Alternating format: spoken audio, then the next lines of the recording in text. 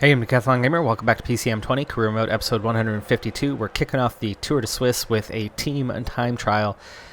And I did not bring a team of time trialists to this one. In fact, there's only one even moderately tolerable. So we'll see what we can do.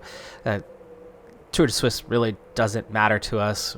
We don't have any GC guys here realistically anyway. I mean, Mishik Smith, Baranja are maybe possibly shaped like one, but they're certainly not there currently. So no expectations on today, but realistically, that this was my weakest discipline, the team time trial. I used to make an absolute meal of it. Here in the case of PCM20, I've finally this year started to get the hang of it and run a lot smoother than I used to. So as that is now the case, I still could always use some practice. And after the disappointing finish to the Giro, in which we took third place and didn't grab the win, of course, which is what I was hoping for. We are fastest so far, but in terms of energy, it's going to be easier towards the finish from here on out because we're done with the climbing. But you can see we are well below the energy that we need in order to make it. So we'll see what kind of ground we can make up on the descent right here and then on the flat terrain towards the finish. 99 effort over 17k should not be that hard to maintain for a team time trial. Baranja is the only one who has Smith is gonna fail. This is not good. Smith, you're gonna just sit on now, please. Thank you. Baranja, let's go ahead and put you into the mix. Put Smith to the very back. So when he falls off, he, falls off and doesn't drag anyone with him, as we've already discovered can be the case. We are also to a point, and Smith has been dropped. We're also to a point where some of the riders are now set to make it to the finish line, but certainly not all. Gazzoli out of it and falling away with 1k to go, but we're still pushing otherwise.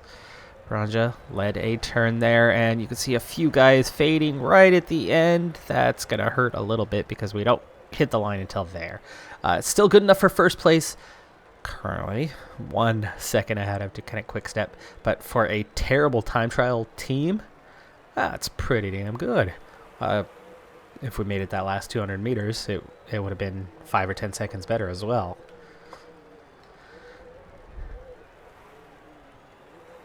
Not sure that time's going to hold up, though, especially with that 10-second fade, and especially with how weak we are as a group. It does slip to second place, but that's pretty freaking good. I mean, we beat EF, we beat Koenig.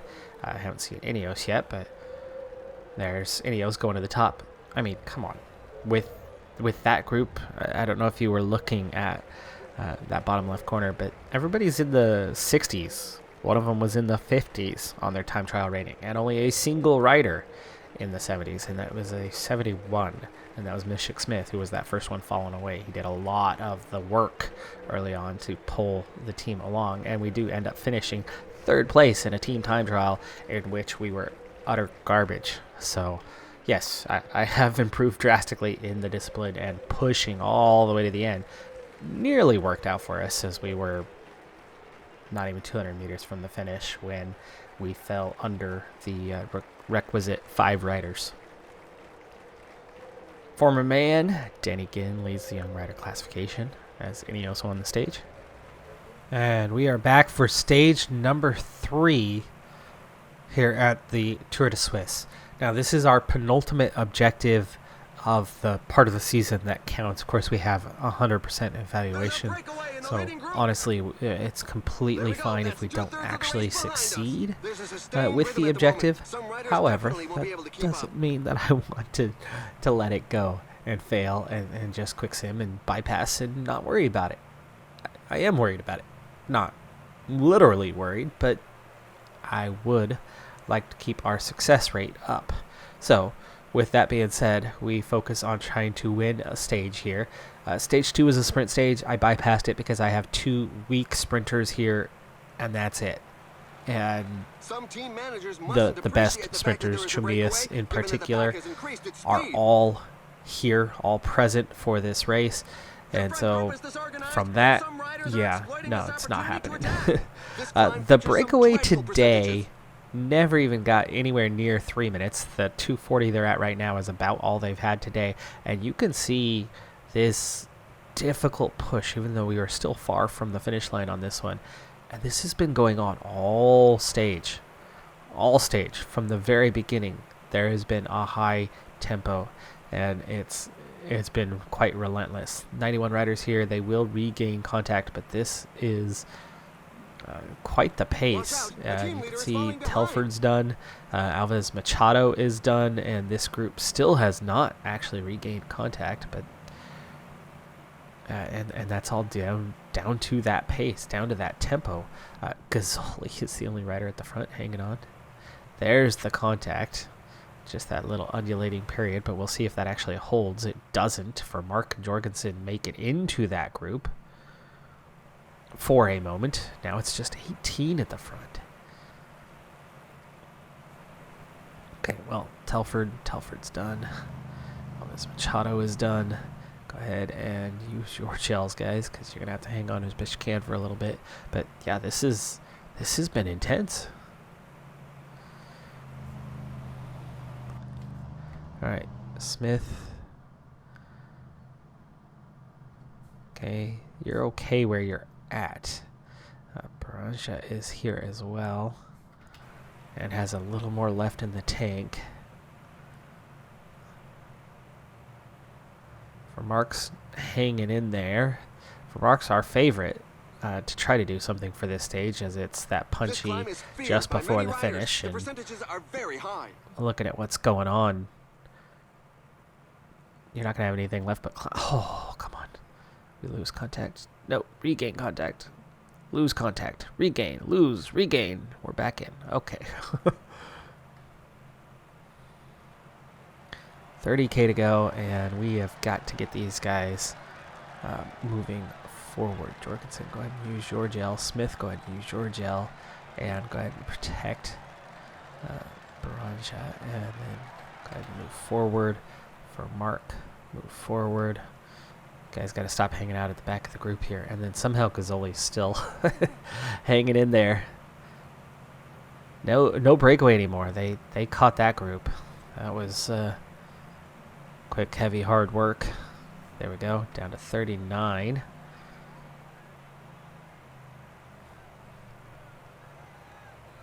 This is already the penultimate climb of the day, and the pace is not as bad, so it looks like we are set up for the inevitable sprint, or at least punchy final climb.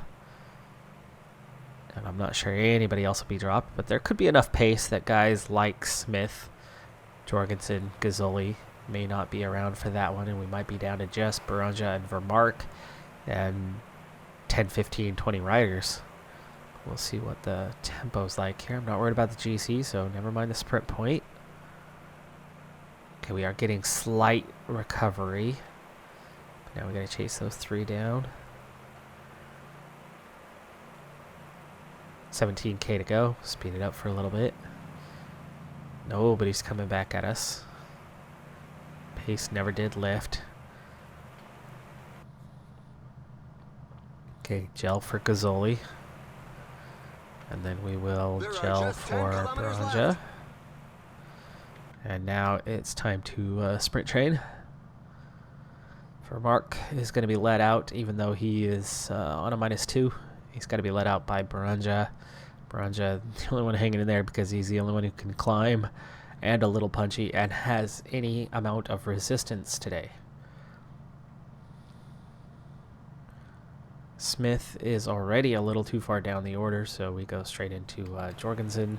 Smith, why don't you just try to tack onto the back so nobody grabs onto Vermark's wheel. Jorgensen brings it out front, but Gazzoli still has not even made it into position yet. And onto the base of the climb, Jorgensen's done.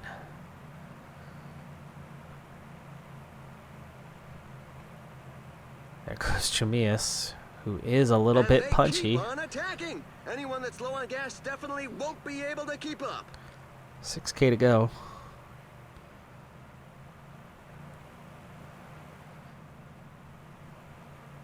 You got to be in a strong position, but you can see those guys went too early.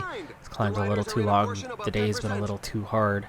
We're down to just 23 riders, but now we can emerge out front of this and keep the pressure on the downhill. 3.8K to go for Mark, recovering.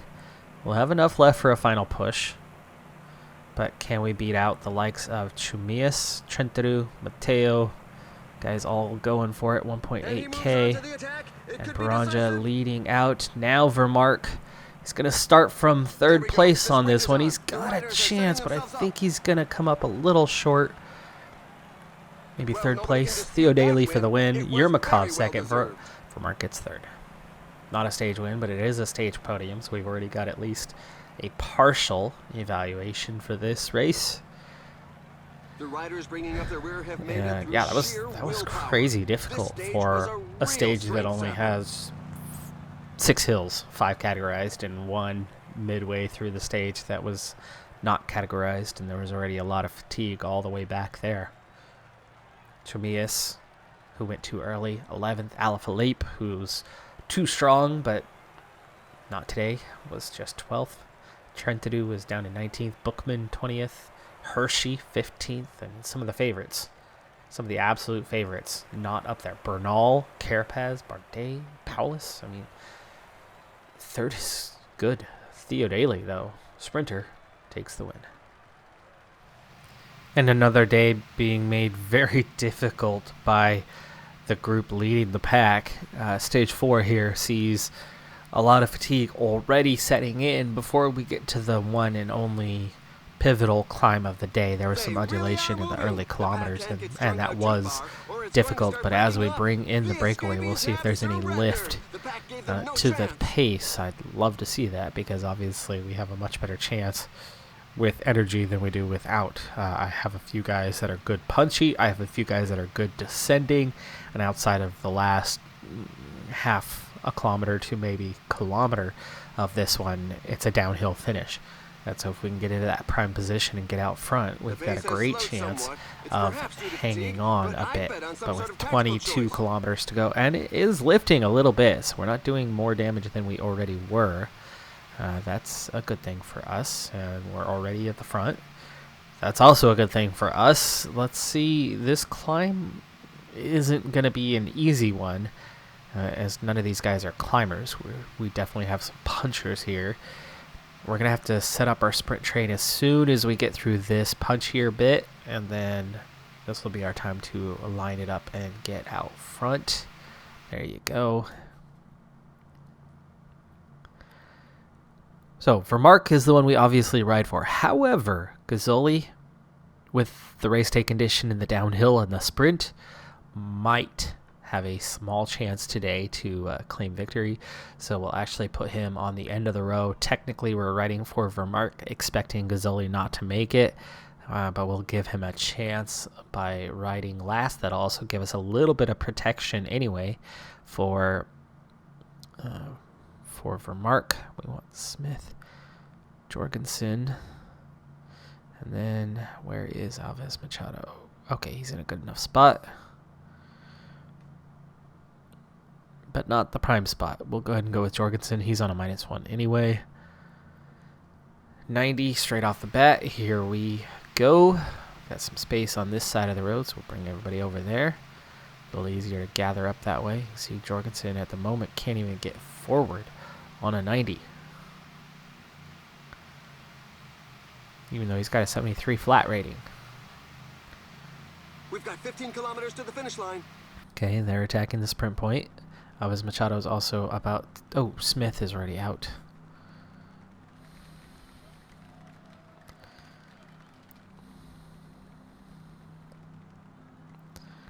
Telford Gel be taking over in just a second. I did not expect those guys to fade that quickly. Thought they'd at least get to the base. Well, now we're at the base, but you know what I mean. partway up the climb because we're already down to just that trio. And we still have 6K to go to the top. That's not good for a punchy team, so we're going to really back off here. Baranja is the best base climber, so at this point we're going to try to hang on, but you can already see here's stronger climbers, much stronger climbers that are already on the attack and leaving us behind. So we're going to be playing catch up. You can see those guys have already sat up, giving us a little bit of a chance. Our best shot is on the descent and not on the attack, as Vermark himself is not a very good climber and not actually likely to really gain much of anything. Here comes the next tap. There's your next group. It's the Ineos move, but it's also coming back with those front three. Baranja's not going to last a whole lot longer, but we're down to 2K to the top, so he has done well in his role today, and we're going to get Vermark ready. Gazzoli's still there. I'd like to see Gazzoli be the one at the finish because Vermark is not going to be that strong, and Baranja pulls us clear with 1K to go to the top. That's nice. That is really nice that he's managed to do that, and we can really put that pressure on this descent, and Gazzoli's going to hang on over the top as well. So excellent work there, Baranja. See if you can get onto the back. Gel, a little late for that gel, but we'll see. Vermark pushing. We're down to 17 now. 2.5K to go. We only want to attack that final kilometer for Gazzoli because it's uphill. Here's the turn. Oh, still downhill a little bit more. Under 1K, and Gazzoli pushing for the win, and he's going to get it. Gazzoli ahead of Yermakov, ahead of Bernal. Baranja grabs 4th. Vermark grabs 6th. Gazzoli with the odd stage win. 17 riders left. We did just enough. Those guys were all pushing to make it happen on the climb.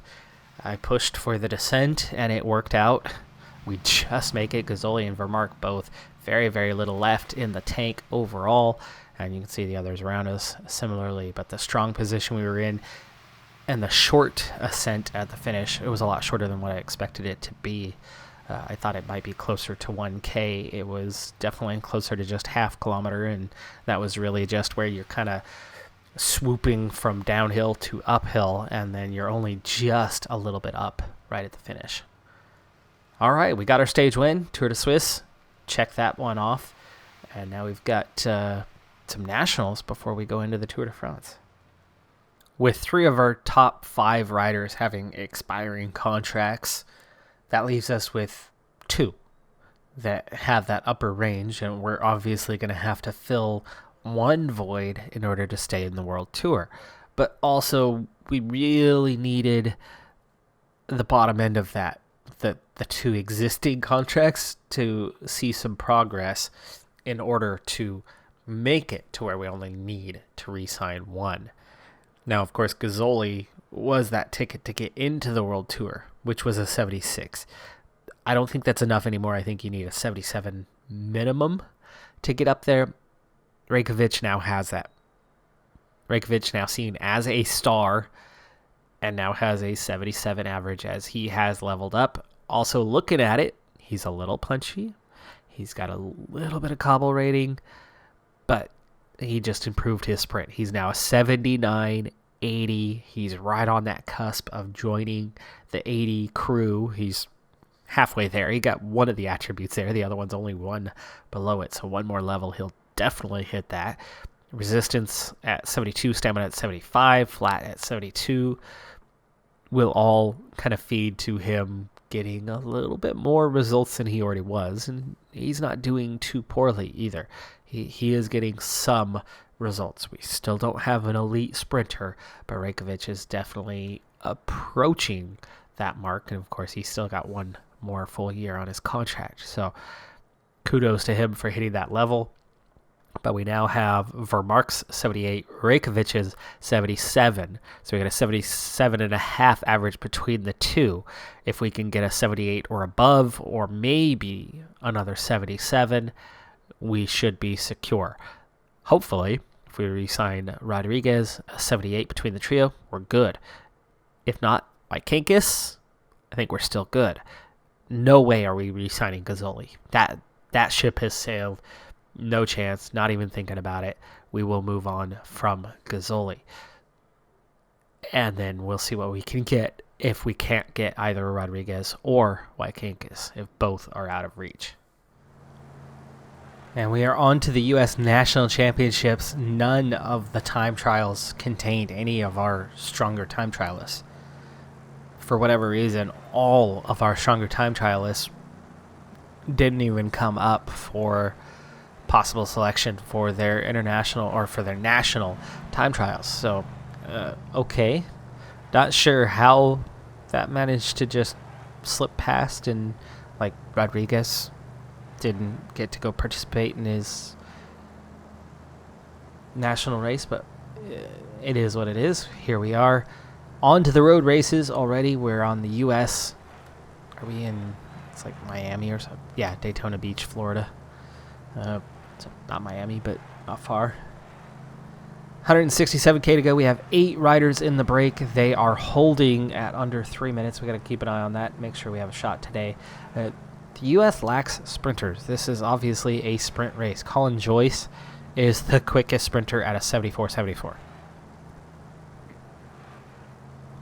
What we do have is Kevin Vermark on a +5 race day condition, giving him a 70.79 in the sprint, 84 resistance,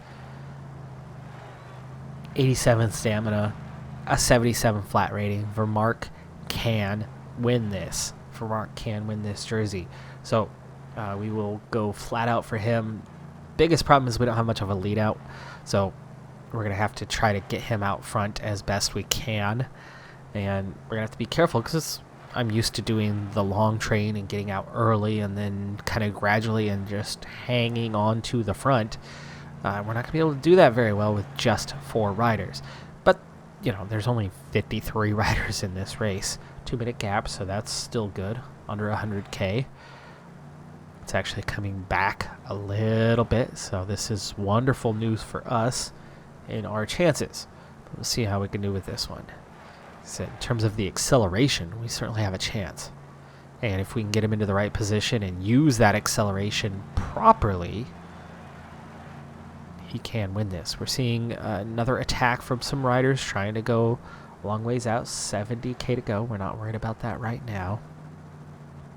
They're not going anywhere. All right, Jorgensen.